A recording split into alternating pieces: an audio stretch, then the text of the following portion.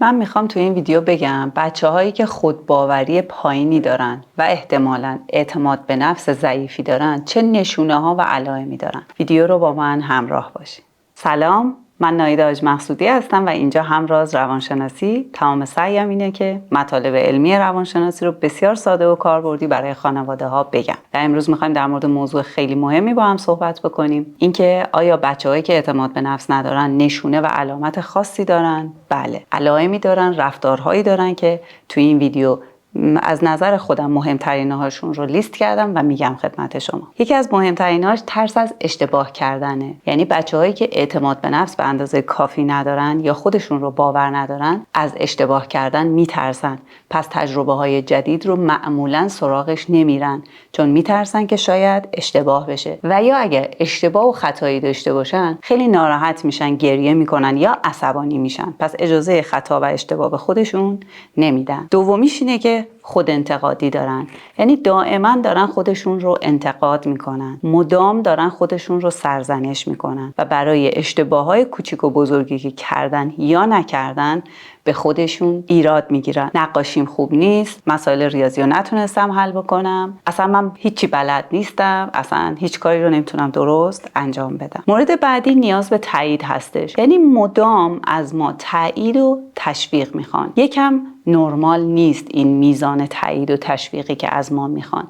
برای هر کاری باید ببینیمشون، تاییدشون بکنیم و تشویقشون بکنیم. مورد بعدی ترس از شکست هست. یعنی یک عدم موفقیتی رو باور کردن، احساس میکنن که موفق نمیشن، پس هر کاری رو میخوان شروع بکنن یه نگرانیایی و ترسایی توی ذهنشون هستش. رفتار بعدی بیمیلی به یادگیری چیزهای جدیده. به خاطر علائمی که تا همینجا گفتم باور دارن که موفق نمیشن، پس علاقه‌ای هم به یاد گرفتن چیزهای جدید ندارن یا ترس دارن چون فکر میکنن که خب تهش موفق نشدنه. رفتار بعدی نپذیرفتن انتقاده. این بچه‌ها انتقاد رو به معنی حمله به شخصیت خودشون میبینن چون اون خودباوریه وجود نداره دیگه. خودباوری درونی اگر باشه، ارزشمندی درونی اگر باشه، انتقاد رو ما میتونیم بپذیریم، ولی اینها نمیتونن تحمل بکنن. مورد بعدی اضطراب و استرس هستش. اگه تو موقعیت‌های زندگی، موقعیت‌های تحصیلی توی یه شرایط یه ذره مهم یا استرس قرار بگیرن، مثلا امتحان خاصی داشته باشن، پروژه‌ای بخوان به مدرسه تحویل بدن، نمایشی بخوان اجرا بکنن، حتما اون شب خوابشون نمیبره یا یکی دو روز قبلش اضطراب و استرس دارن، علائم فیزیکی دارن مثل دلدرد، حالت تهوع. مورد بعدی گوشه‌گیری و منزوی بودن هستش. معمولاً بچه‌هایی که اعتماد به نفس بالایی ندارن ترجیح میدن که تنها باشن به دلایلی که تا اینجا گفتیم. یعنی نکنه اشتباه بکنم، نکنه چیزی رو خوب بلد نباشم، یا چون یه سری از مهارت‌ها رو بلد نیستن به سمت گوشه‌گیری و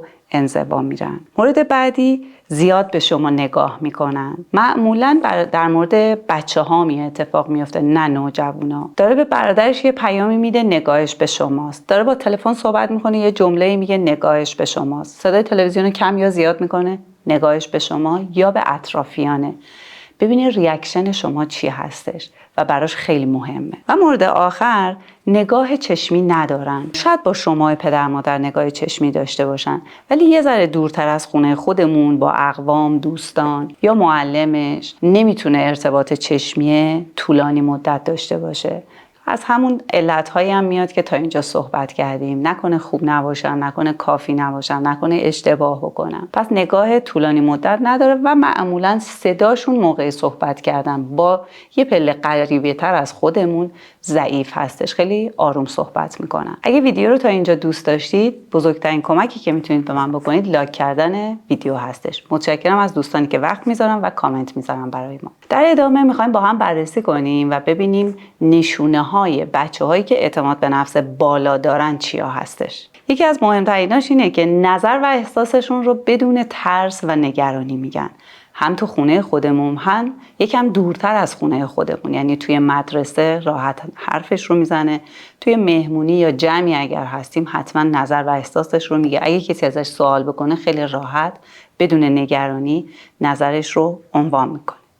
مورد بعدی موقعیت‌های جدید هست. ترس از موقعیت‌های جدید نداره، اتفاقا هیجان داره برای اینکه چیزهای جدید رو یاد بگیره یا تو موقعیت‌های جدید قرار بگیره. مورد بعدی، اشتباهاتش رو میپذیره. چون اون ارزشمندی درونی وجود داره، خودش رو باور داره، پس میدونه که کامل نیست. پس انسان‌ها اشتباه میکنن، بچه ما میپذیره که یه اشتباهی کرده و با روی باز میپذیره. مورد بعدی، برقراری ارتباط بین فردی خوب هستش. این بچه‌ها مهارت‌های بین فردی رو خیلی خوب بلدن. دوستیابی رو بلده، صحبت کردن و گفتگو رو بلده، قهر و آشتی کردن رو بلده.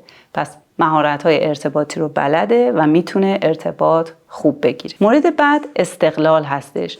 این بچه‌ها دوست دارن که کارهایی که در توانشون هست رو خودشون انجام بدن و خودشون رو باور دارن. پس اگه در مورد یه بچه 3-4 ساله صحبت میکنیم، دوست داره غذاش رو خودش بخوره، بند کفشش رو خودش ببنده، لباسش رو خودش بپوشه. اگه در مورد بچه‌های بزرگتر داریم صحبت میکنیم، مثل بچه 8-9 ساله، در حد توان خودش، مثل انجام تکالیفش، مرتب کردن اتاقش یا انتخاب کردن یه لباسی برای خودش، دوست داره خودش انتخاب بکنه. مورد بعدی، احساس ارزشمندی هستش. اون خودباوری وجود داره، قبول داره که یک انسان ارزشمندی هست. البته خطاها و اشتباهایی هم میکنه، این رو پذیرفته. مورد بعد، مدیریت احساسات هست. معمولاً بچه‌هایی که اعتماد به نفس بالایی دارن، احساساتشون رو خیلی خوب میتونن مدیریت بکنن. پس اگه خیلی عصبانیه یا خیلی ناراحته، به جای داد و بیداد کردن، گریه کردن، حتما گفتگو میکنه، صحبت میکنه یا دنبال حل مسئله هستش. مورد بعد، هدف گذاری و تلاش برای رسیدن هستش.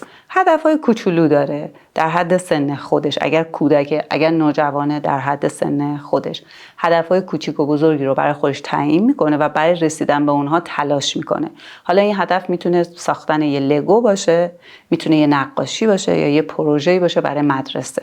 مورد بعد، انعطاف پذیر بودن هست. معمولاً بچه‌هایی که اعتماد به نفس دارن انعطاف پذیرن. مثلا اگه یه روزی می‌خواستیم بریم پارک و هوا بارونیه و پلنمون عوض میشه، با ما همکاری میکنه و یه فکری میکنه که تو خونه خودش چجوری سرگرم بکنه، یا از ما میخواد که بشینیم با هم مثلا فیلم ببینیم. یا تو موضوعای بزرگتر، مثلا اگر که تغییر مهمتری اتفاق میفته، ما مجبور میشیم خونه یا مدرسه‌مون رو جابجا بکنیم، مدرسه بچه رو، با این قضیه خیلی مشکل نداره و میتونه بعد از چند روز کنار بیاد. و آخرین مورد اینه که در شرایط استرسی نسبتا آروم هستن. همون شرایط مهمی که گفتیم، مثلا اگه امتحانی داره، پروژه‌ای باید تحویل بده، نمایشی میخواد اجرا بکنه یا تو گروه آواز مدرسه هست، قرار نیستش که از شب قبلش نخوابه یا خیلی نگران باشه یا استرسی رو تحمل بکنه.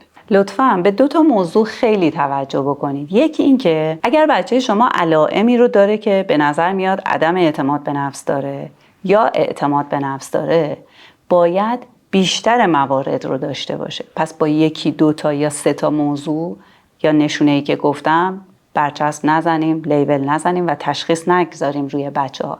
حداقل از 10 موردی که گفتیم 6-7 تاش رو باید داشته باشه تا ما بگیم که عدم اعتماد به نفس هستش. دومین موضوع این هستش که خیلی از مواردی که گفتم میتونه مرتبط با اعتماد به نفس نباشه یا عدم اعتماد به نفس دلیل دیگه‌ای داشته باشه.